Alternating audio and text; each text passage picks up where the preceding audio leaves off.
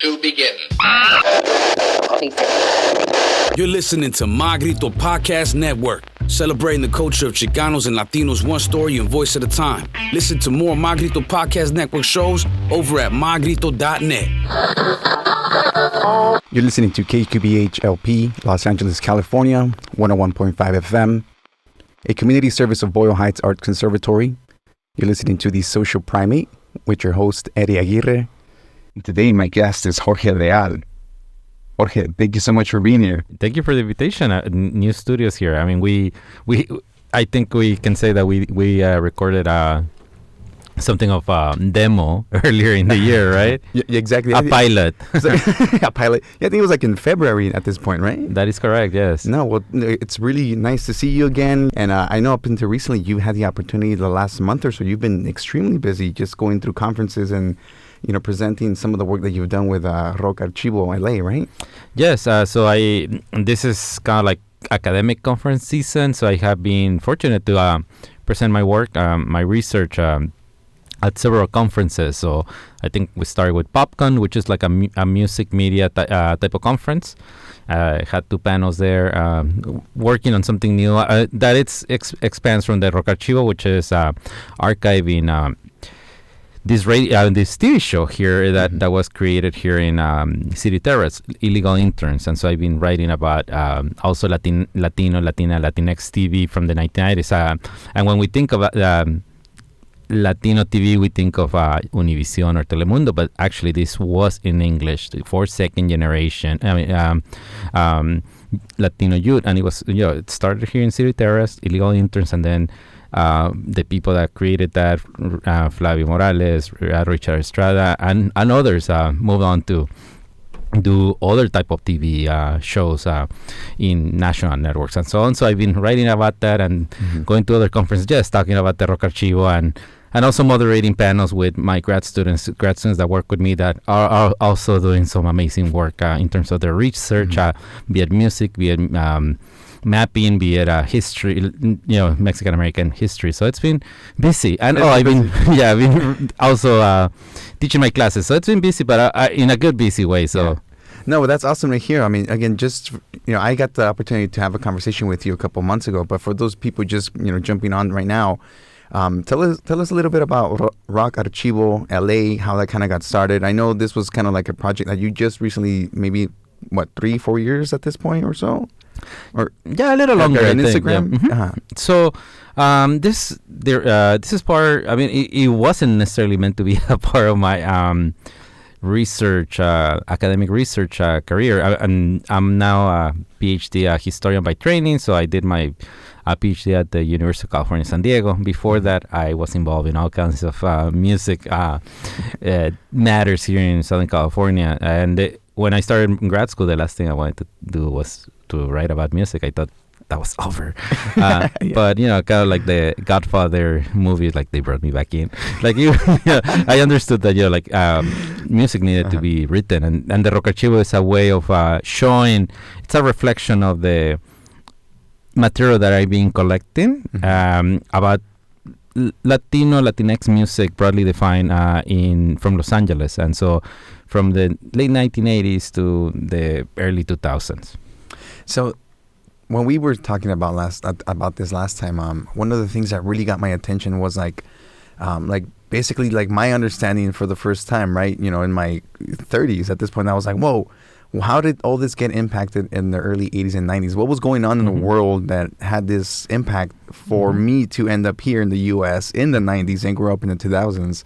And I was like, damn, there was a lot of policy changes and a lot of rhetoric that was going on about immigration and people of Mexican descent or just Latino, Latina X, it's like, where did this all stem from? And then you start realizing that there was stuff going abroad that just having an impact. And all along this was rock, Rock Español, Rock Angelino here.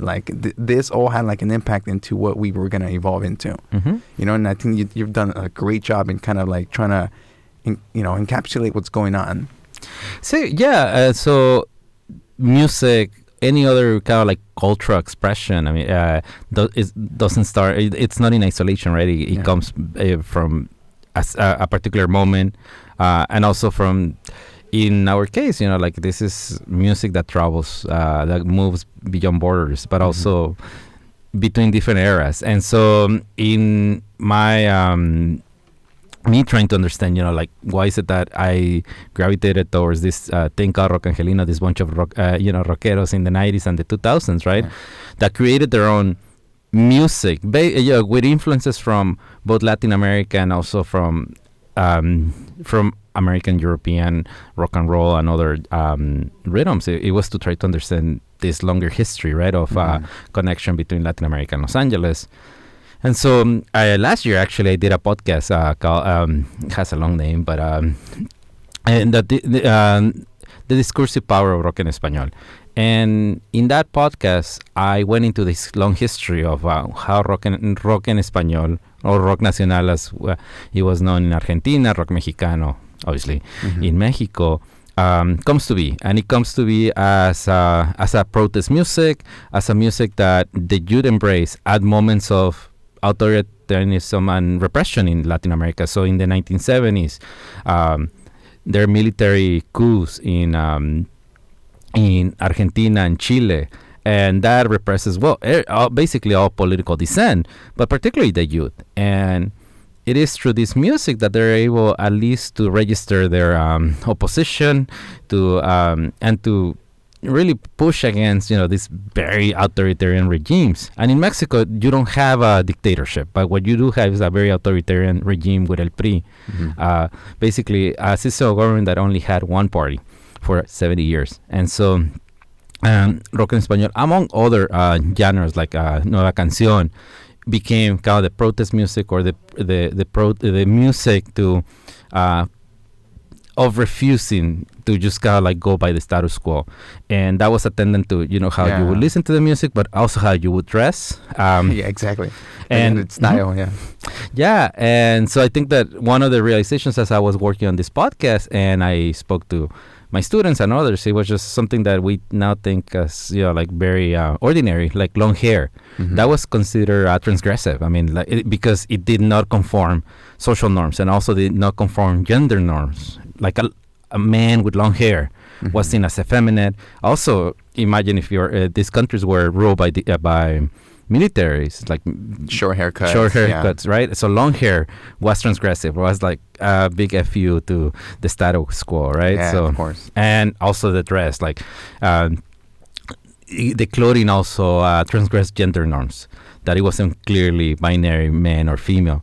And now we see this. I mean, like if you go to the Rock Archivo and you see some of these images of just rockeras and rockeros dressing in the 90s, 80s, you're like, oh, that's cool. But even the style had a political meaning.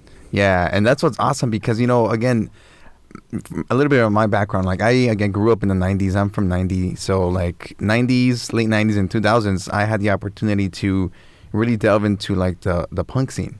And at that time, my biggest venue, me being from Southeast LA, it's Allen Theater. That was like my go-to. So to me, that's like the shrine of what was going on around the culture with me, So I got to experience the whole thing, the attire, the identity, what it meant to just, gravitate towards that.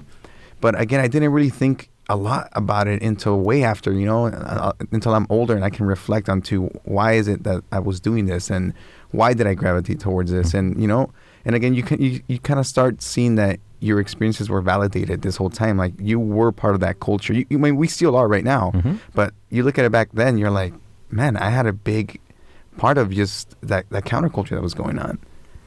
Yes, and Southeast LA in my work and plays a big role. I mean, like it is. I'm working on my book right now, and discusses this concept of rock angelino. So 80s, 90s, and this was a scene that was created and maintained by immigrants and second, third generation U.S.-born Latinx, and so it's really interesting because you have immigrants coming in, trying to find their food in Los Angeles, and it is not like the usual story of like they go to East LA first or downtown LA. Yeah. They settle their first communities where a lot of immigrants in the 80s and 90s decide to settle because of the rent, because of familiarity. Mm-hmm. It is the Southeast LA communities, the ones that we call now Southeast LA, like Huntington Park, Southgate, Maywood, and so on. And so logically, that's where those first Rock en Español shows in Los Angeles happen. Mm-hmm. And they happen in like restaurants, but also in backyards, right? And then by the 90s, as this progresses, you have like the second generation US born, but then instead of listening to kind of like normally punk rock or grunge, they're looking towards the South. They're looking to see what's going on in Latin America and embracing that, be it through Rock en Español or ska or even punk. Yeah, and then that's how I got introduced to it first, right? I mean, you start off with, my first Spanish band was Escorbuto from Spain. Mm-hmm. I was like, wait, there's punk bands that sing in Spanish? Mm-hmm. Like, what? Okay. And I started kind of going into that rabbit hole. And then it kind of led me back home when I started noticing that there was people around me. Again, at this point, it's like 2000s. I'm in Bell High School. Our music program, there's a bunch of dudes just with horns. And all these people with horns are some way or another in a ska band. So, like, wait, now there's, I got introduced into ska, going into these backyard shows, again, seeing like this culture kind of just build up. Like, you don't know you're part of it, but it's like, this is so cool. You're right in the middle of it. And also something else that we need to credit ourselves collectively is the ingenuity and the creativity.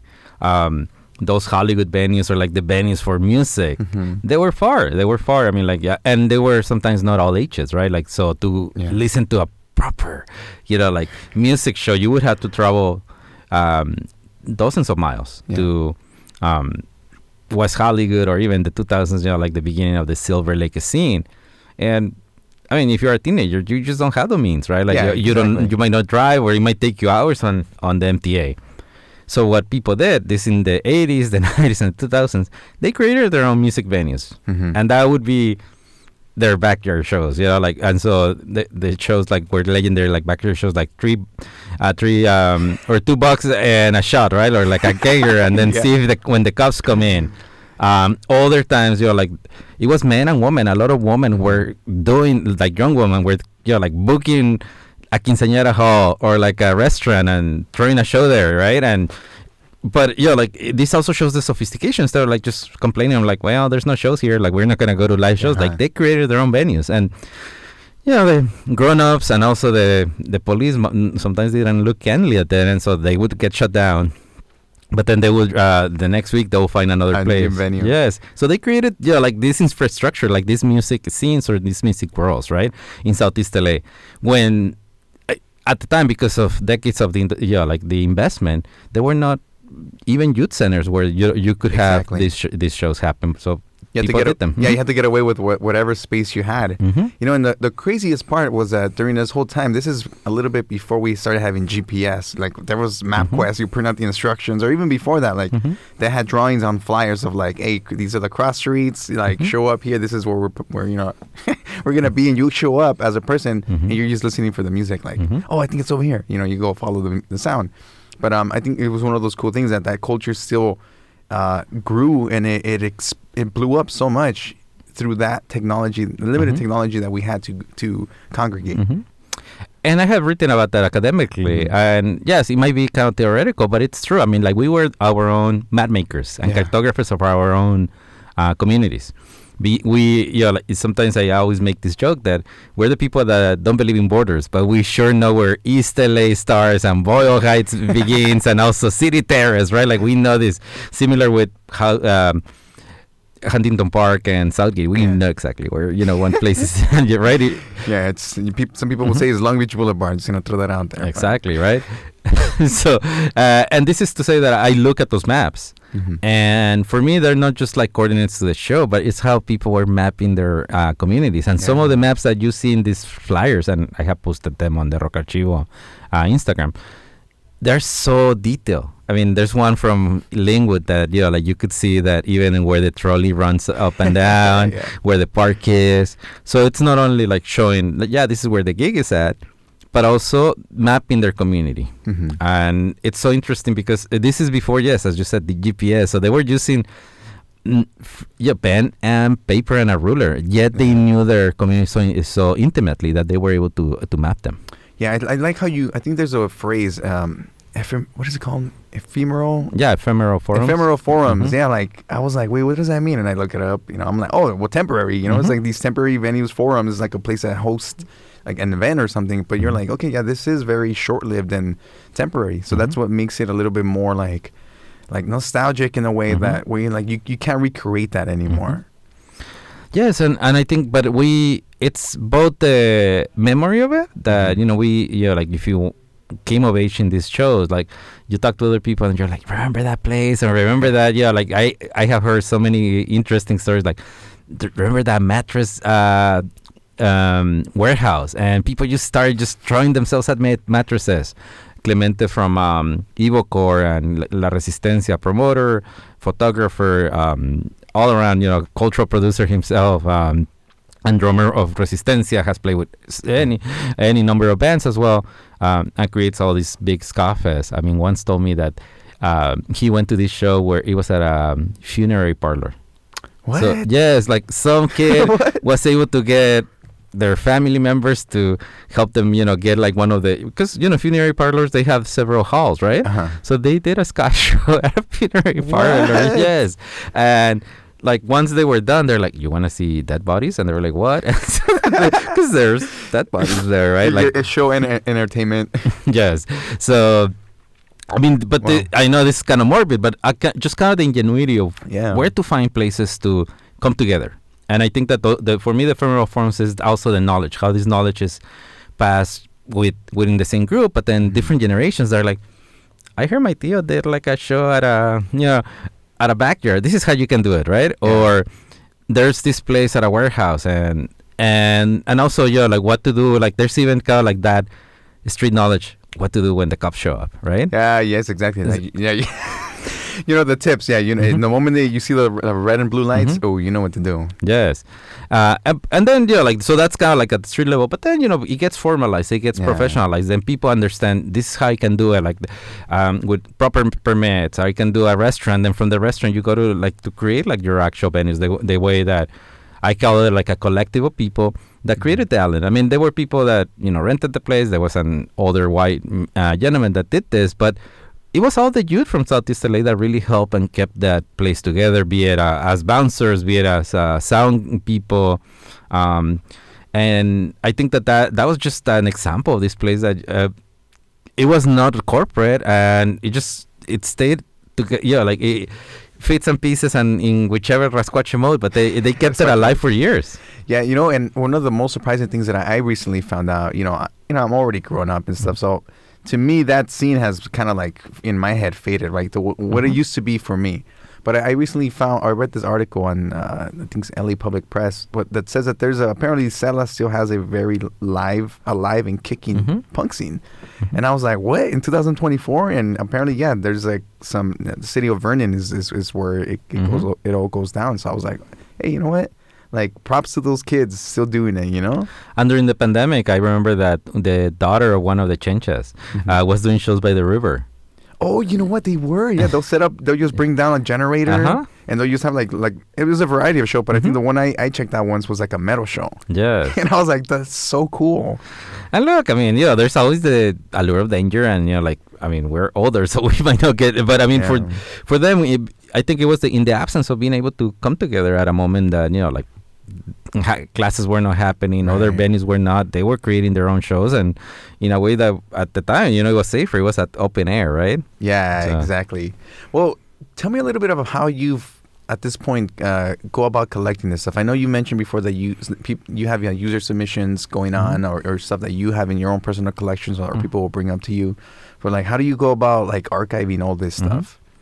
No, this is a really good question, because I think about that a lot. I'm a historian, as I said, by training. Before that, as a event producer. So archiving was not my thing, and I was not necessarily trained for it. And I also, when I was younger, I mean, I want to acknowledge that we're here at the Paramount, or the Boyle Heights Musical, and I actually did shows here way back when.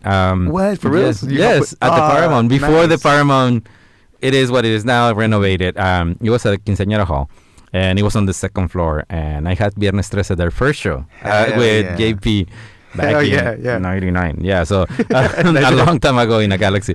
And I bring that up because this is the 90s and 2000s, so cameras were not at the ready. And even some of the my own shows, I don't have flyers for my own shows because I thought somebody else is going to do this. And it was not until when I started thinking of writing about this academically that I was like, okay, what do I have? And so at first it was a lot of my own material that I started sharing, but then my friends that were in the scene or people I knew, they're like, I have this box, come check it out. And I really thought it was just going to be like scanning some flyers and be done with it. But the more I started sharing, people started sharing their stuff, and that expanded it from flyers to ticket stubs to photos, videos, and other keepsakes. Café Tacuba in 92, 3, the first times they come to LA, as merchandise, they were selling condoms. So they're Café Tacuba condoms. Oh my God, that's hilarious. Yes. But it also has a historical moment, right? Like we're thinking of the AIDS epidemic, safe sex practices. And so that's what, I mean, for now, it's like, why does Café Tacuba had a condom, right? Like, but we understand. I mean, like, we tie it up to the historical moment, right? Right. So once started collecting and sharing, then I created more of a methodology of, so there are 3 ways to think of the Rock Archivo, and I don't want to get all too technical if it's too boring, but one is the physical stuff, and what you see on the Rock Archivo Instagram and the website, which I need to constantly update. It's what I call the reflection of the archive, be it material that the people send me as digital or collectors and other people that share their physical materials. And so I've been lucky to have several larger collections. For example, the letters of the Club Rock Español. So hundreds of letters of this club, of the fans or fan club, and how they were sending. They were receiving letters from people that were interested about the music from all different places throughout the U.S., but also Mexico, Latin America, Japan, Poland. So it's really interesting to read these letters. So that's one big collection. Every day people send, not every day, but people send me every once in a while like five photos from, or 2 flyers. So I catalog them, who send it to me, like when did this happen. So that's in the digital. And then the other part is that, when, as I said, like other people contact me and they share with me, like 2 of the latest ones have been photos. A collector that was in the scene in the 2000s, Michel Rugel, and took photos for Al Borde, has a very interesting collection of photos from the 2000s as well as videos. Nice. And then Anne-Marie Enriquez, who was also a photographer from Vox. And as you see, there's a trend, which is woman. So when we think of these scenes, sometimes they're like kind of male-dominated, at least, in the stage. But it is the women that are documenting, creating these spaces. And so Marisa Enriquez has a collection that she shared with me that it's about 800 photos, if not more. Yes, I'm blanking out right now. And so I'm in the process of digitizing them, cataloging them. And then the next step is that there's the reflection of the archive on the website, on Instagram. But the next is for this material to, as digitized, to find homes in different spaces. So multiple homes. Instead of like, oh, there's just one place. Some of these will be in institutions, so, libraries, or archives, school archives. Another would be on the web, so people can access them in different ways. And my hope is that it's not only people here in Southern California, the U.S., and I have already got an interest, for example, people from Argentina or Mexico, like, hey, do you have something from this, right? I mean, that's so cool. And that they can get different interpretations from it. Dang. So, I mean, that in itself is a huge undertaking. Like, just, first and foremost, having to deal with, like, the content that you're going to receive, and then, again, just the archiving process. But at the same time, just having that, like, weight of knowing that what you're producing is going to be it's going to allow others to be able to trace things back into where we were, you know? Mm-hmm. And again, all that really does is you're also continuing to validate the experiences that a lot of the times textbooks don't tell us, right? That this is all coming down from a cultural, personal level, where people who were in, you know, feet on the ground. And I think that this is, if nothing else, I mean, I could tell you more about the theory, about the different conclusions, or like, but for me, what's really important is to understand that all that we have done as Latinos, Latinas, Latinx in the U.S., in Los Angeles, we have created history, and sometimes we miniaturize our existence. And no, this is history that needs to be understood and shared and put into context. We are part of the U.S., and so we're part of U.S. history, but we're also part of Mexican history and Latin American history. And so to value that, because sometimes we are like, oh yeah, the punk scene in LA and it has so many books. Not this to any of them, but a lot of them, you know, like were in the punk scene for a couple of years and then went to write or do their PhDs, and that's why we know. But the punk scene of the early 80s itself, it was a rather small scene. Whereas we see the Rock Angelino scene and the different generations, scale is really sizable. I mean, like there were hundreds, thousands of people. And we all have been in different ways connected to it. So it's important to understand ourselves as historical actors ourselves. Now, Rock Angelino, like I know last time we were kind of talking about it and I kept saying Rock en Español, you know, but Rock Angelino, like, for our listeners, what does that encompass? Like, where does that stem from? For me, it's genre that it's obviously has a lot of influence from Rock Angelino, but from Rock en Español, but it has its own definite LA. It's rooted in LA, both in the music, like that. The music influences are not only from Latin America, from the US. There's a mix of it, but the lyrics. Yeah. The lyrics and the attitude at times, so of the band. So the lyrics are in Spanish and English, Spanglish at times, and they're talking about either the immigrant experience of being in Los Angeles, talking about Los Angeles themselves, or a second generation like in bilingual ways, like discussing their daily experience of what it is to be Latino, Latina in Southern California. Yeah. So there are different examples I can bring of that. But I think two of them that I can think about is Viernes 13, band of second generation at the time kids from Southgate and Huntington Park and Downey, all U.S. born, but that they decide to sing in Spanish when their primary language was English. Yeah. So it was it was a stance of my cultural upbringing. It's such that I want to sing in Spanish. And another one, so that's late 90s, 2000s. And for me, their song, Johnny Pistolero, is like such a gem that incorporates the lowrider references that are very particular Southern California, right? But talking about in Spanish and also saying that Johnny Pistolero is kind of like a Wild West character, but he's no longer riding a horse. He's like riding a lowrider, all in Spanish. Ando en mi lowrider, no ando en mi caballo, but in mi lowrider, right? So that's something very definite of Southern California. I mean, you're not going to see another ska band in Latin America or in Mexico talking about a lowrider. Yeah, no, it's a good way to modernize our identities, you know, to what it is now, you know. And kind of like, I mean, I've heard music from like Chencha, and, you know, there's a song Brown and Pala, like that's one of my favorite songs. But it really talks about is like getting up to go to work, having to deal with hanging out with your friends, having a beer. But like it talks about that struggle that we at one point or another have known, you know, where, you know, it's just that routine that we have. But again, it's music that allows you to kind of like feel validated with the experiences that you are going through. And so that's why it could be very elastic term, like Rock Angelino. It's something that it's, and you know, we're talking about different genres here, right? But that it talks about that LA experience, be it as an immigrant or be as second generation, and it could be like, we're talking about work, but the way we experience work and labor is very different from, you know, a bunch of fresas in Mexico. Not these to the fresas, right? But you know, like it could be very different, right? To how we experience work, how we experience the city, how we experience discrimination, or also, I think that with Rock Angelino, for me, it's really interesting to see these bridges of solidarity between Latinos. Because sometimes, I mean, especially for people that are not part of the Latinx community, they were like, oh, all those people get along. I mean, they all either speak Spanish and... Yeah, and they're all homies. They're homies. And we know internally there's a lot of tension. Right. Based on national origin. People from El Salvador and people from Mexico might not get along. Also, citizenship status. I mean, that has been pretty big in our community. Like some people that are citizens might look in disdain to recent immigrants because of the threat of perhaps taking away jobs or something. Language. Yeah.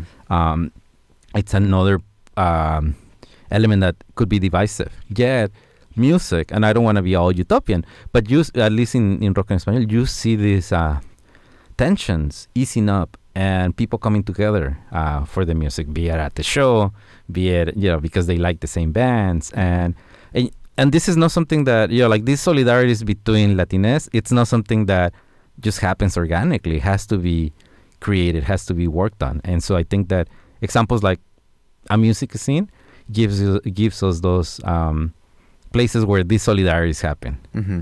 Yeah, like you said, especially in a place like LA where it's just such a melting pot of different cultures, like you come in here and you it's easy to get like a little lost, and like, oh man, like where do I belong? I think that's one of the first things, again, me personally, when I was looking into these scenes at a young age, was just like, I just want to feel like I fit somewhere, and it was through the music. And then again, early 2000s for me was when I first got, blasted with evil core, like flyers all the time. So, I was consistently going to self-help graphics at the shows, Placita Alvera, they were having like festivals with Maldita Vecindad and all this stuff. And that was, the way I got introduced to music that represented my identity, my cultural identity. And, it empowered you.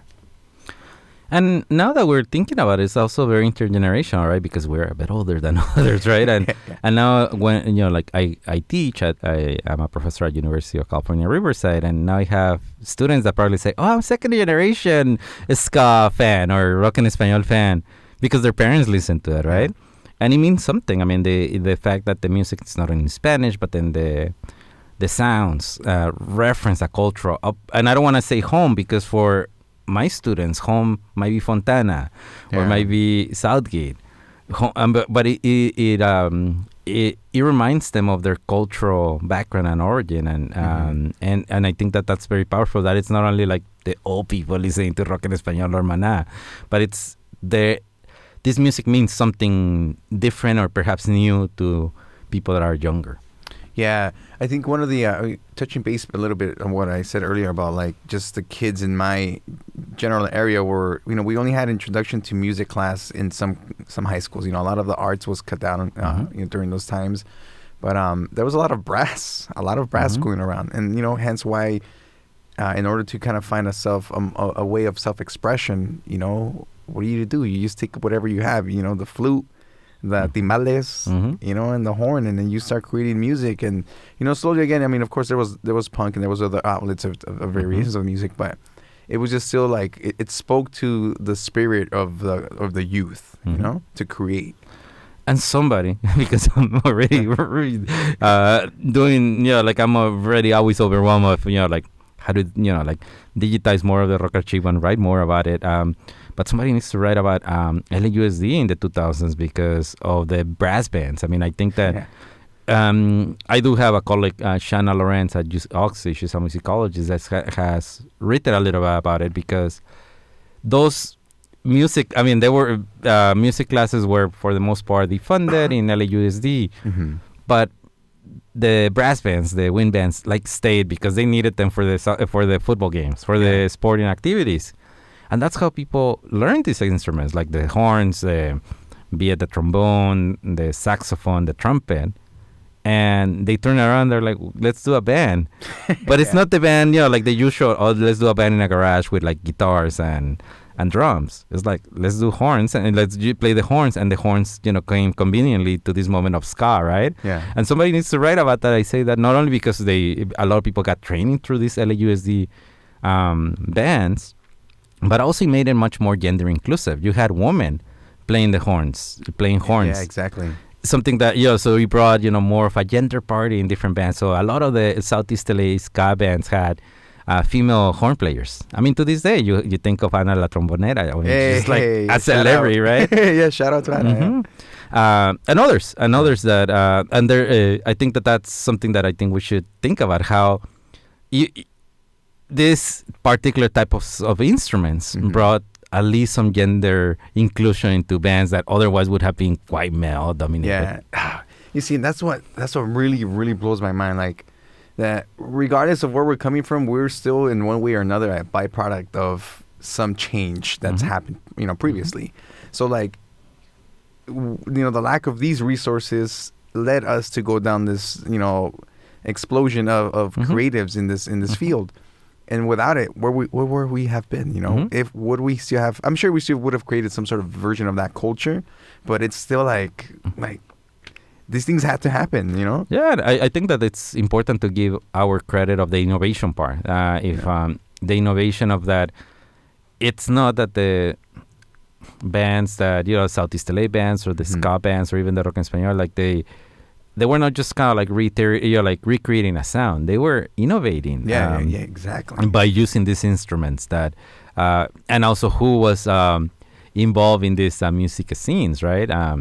So if he had stayed kind of just like Rock en Español, it would have been perhaps a more immigrant fan base. But then it expanded to second, third generation U.S.-born Latinx. So overall, like, when did you decide that you wanted to really do this? Because I know you mentioned that early on you were helping kind of put these shows together. So you've been part of the creation of this culture, regardless. That's a really good question. I wish I had like a more well thought out question, just so I can always bring it up. But I guess either I'm too honest or I just don't get it together, right?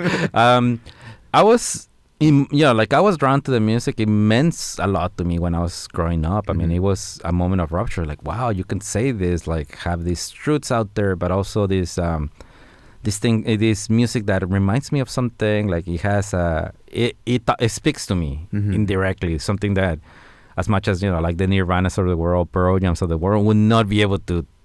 I would not feel something intimately, right? Yeah. These are people talking about my language and experience, be it even Caifanes with like their esoteric music or like lyrics rather.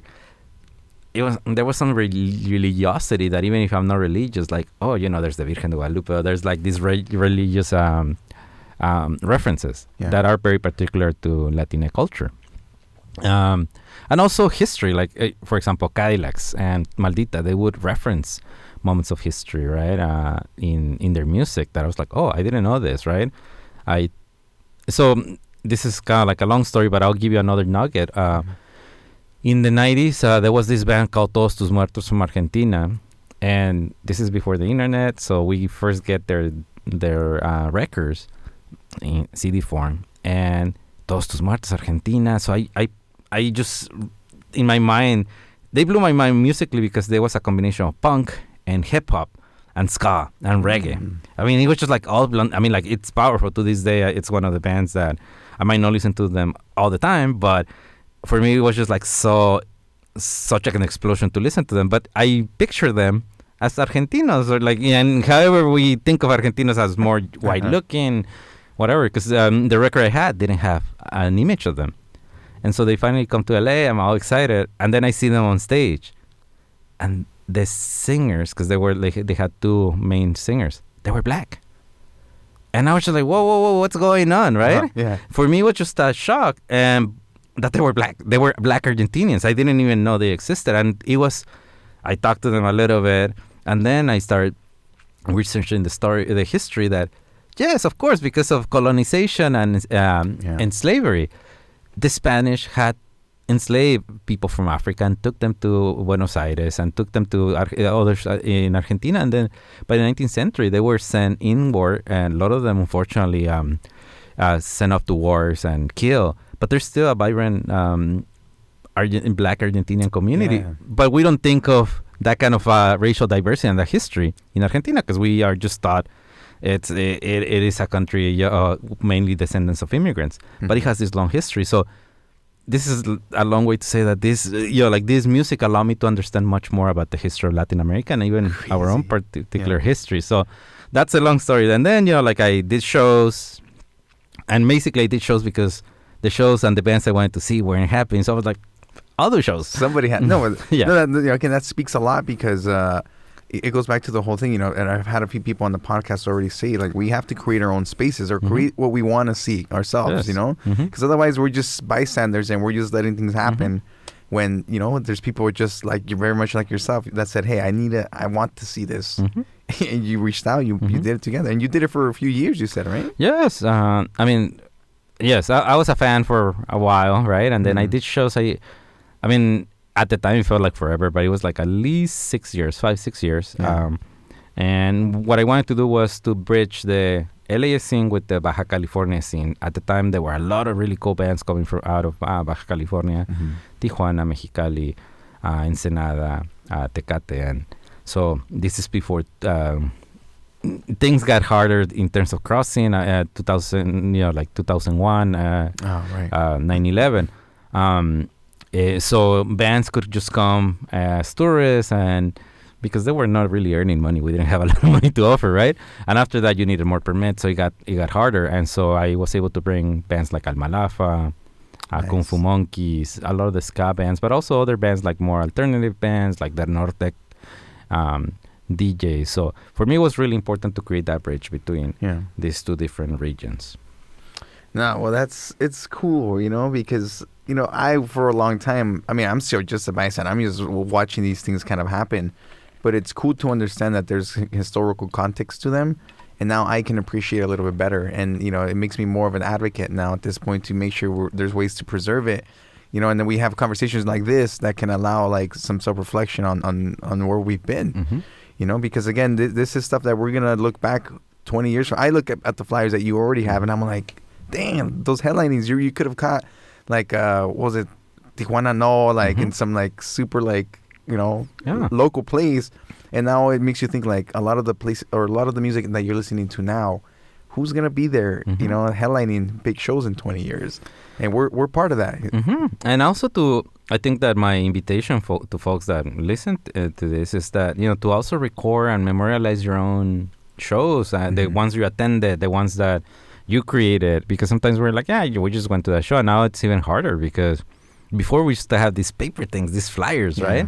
Now even going to a show, like, it's a QR code. It's a QR code, yeah. So perhaps in the absence of having that, maybe having photos, right? Like that chronicle our existence. And because whatever it's happening now, we don't think it's historic. And next thing you know, it'll be like, what? The Paramount was open and now it's even bigger. It's different, right? And I was there in the 2020s to 25, right? So it's funny. I used to have this anxiety when I was back like 16, 17. Whenever I go to concerts, you know, they'll still give you the ticket and you had the ticket stuff. So if you remove the ticket stuff, basically your ticket's like not valid. And I had this anxiety that I was going to lose a ticket or rip it. So I used to put it behind my cuadros all the time. I'm like, you know, the show's 6 months away. I'm just going to put it here. So I know it's safe. Like nothing happens to it. You know, now it's like, the phone. It's convenient. But again, it removes that part now where you can't, it's the collector part of you is, you know, not there anymore. Yeah, and that's unfortunate. And that's unfortunate because, it's at ease to just show your phone, your QR code on your phone. But then we don't have those. I mean, I think that sometimes we assume that everything's going to be preserved forever. And we have seen that's not the case. Like technology just goes away, especially digital, it can go away. Super fast too. Yes, and so I'll give you just one example that I do digitize also videos, and it's easier to digitize a VHS, the tape, the analog, even if it cuts or you can tape it up, than try to so it's easier because it's an actual object, right? That you can manipulate, you can fix. Oh, that's so crazy. Yeah, and I forgot that you could do that with VHS. You can just splice it, basically. Exactly, splice it. Whereas a DVD, if it gets corrupted, you're done. I mean, you cannot extract anything out of it. It's unreadable. That's very true. So, so it's great that we have a lot of digital stuff, but my advice is like, back up things multiple times because even hard drives can get corrupted.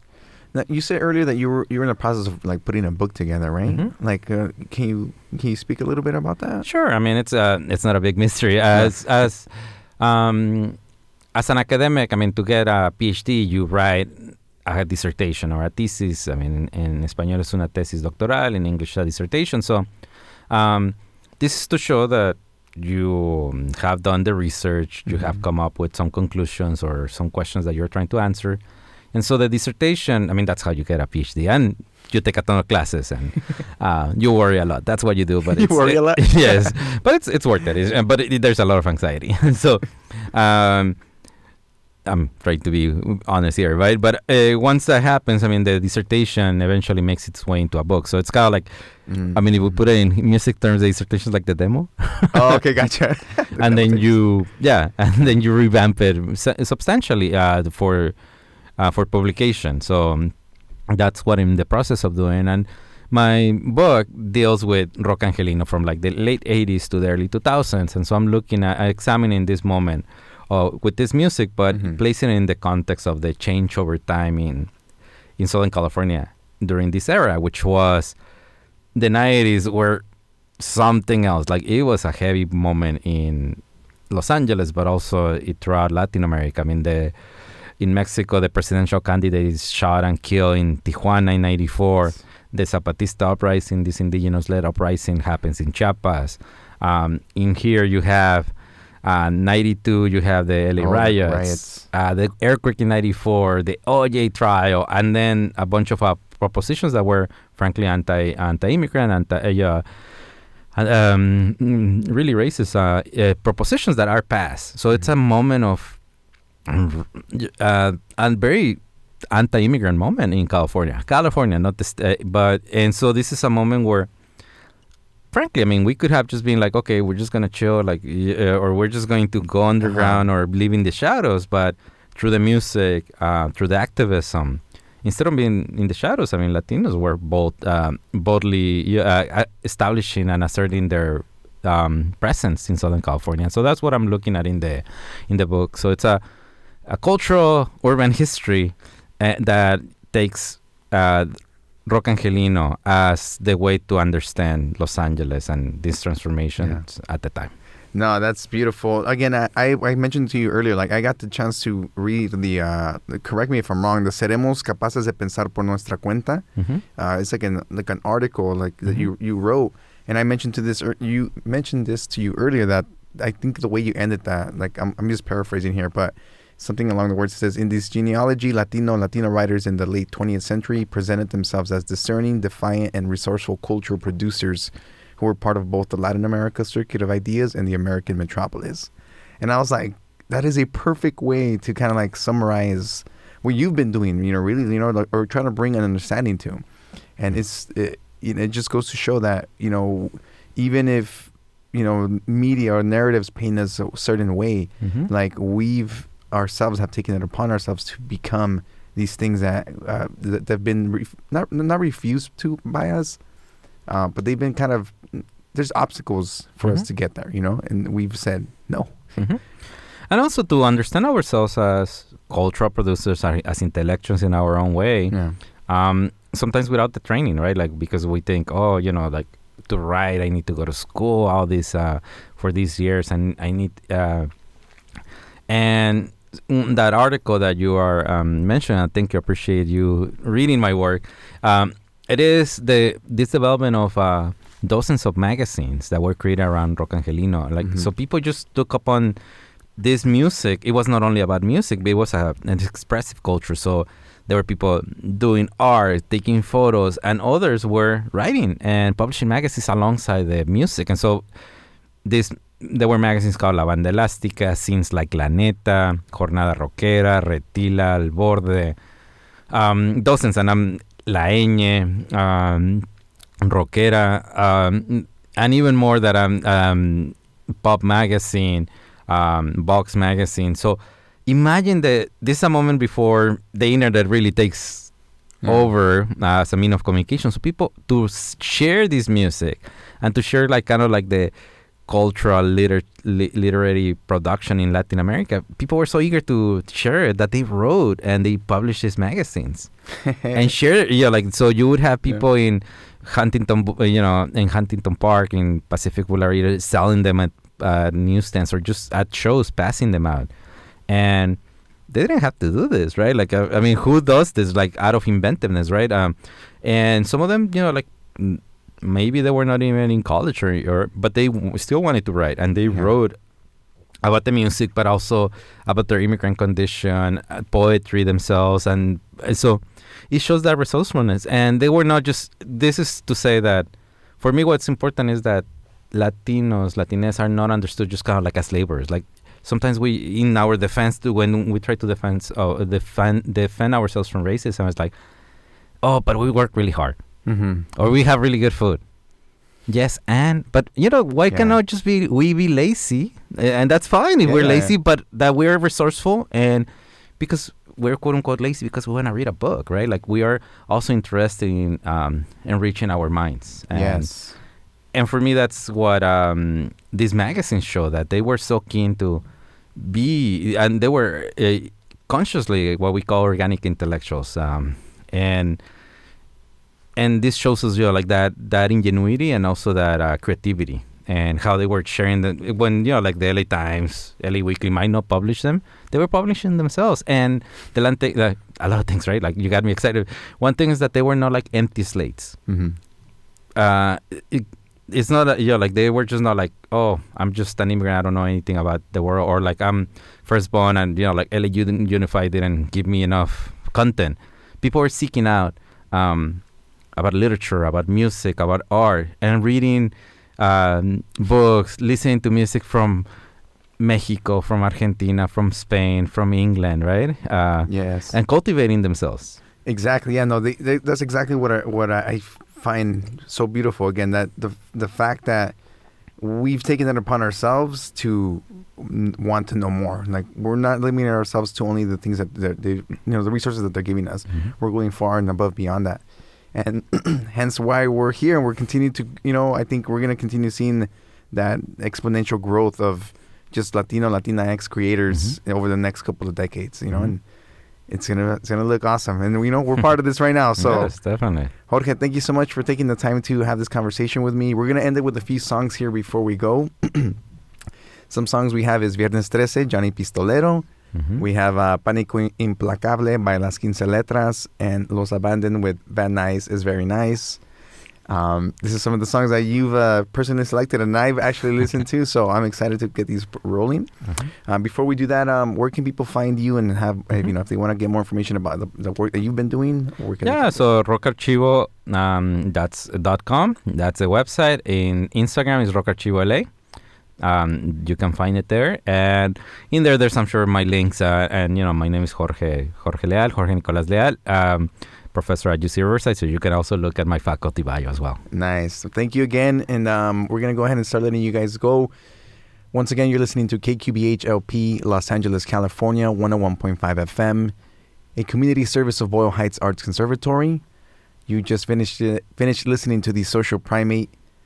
So make sure to check out any of the other episodes on Spotify and Apple Podcasts, and we'll see you guys next time. And with that, again, we'll leave you starting off with Johnny Pistolero, Viernes 13. Let's see here.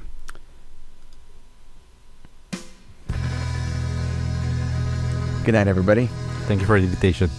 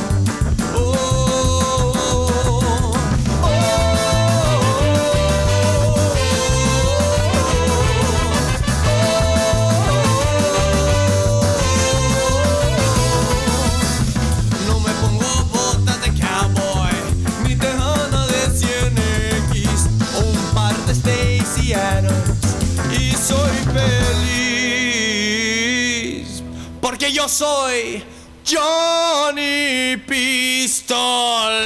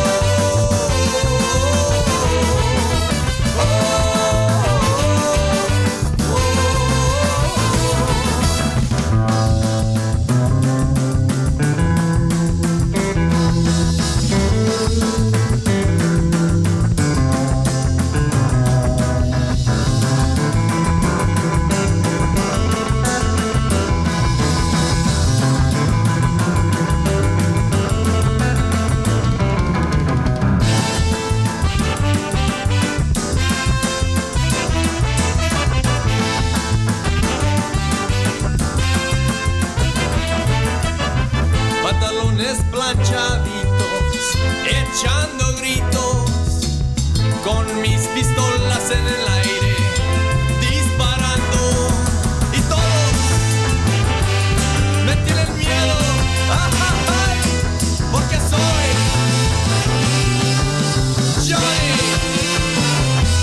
Johnny Pistolero.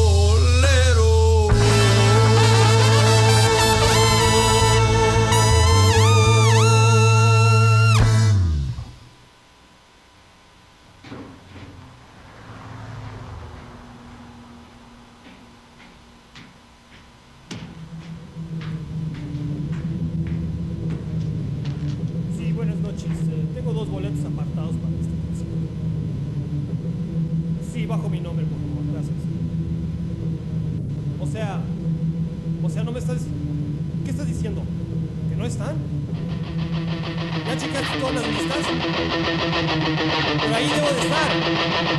¿Cómo que no? ¿Cómo que no?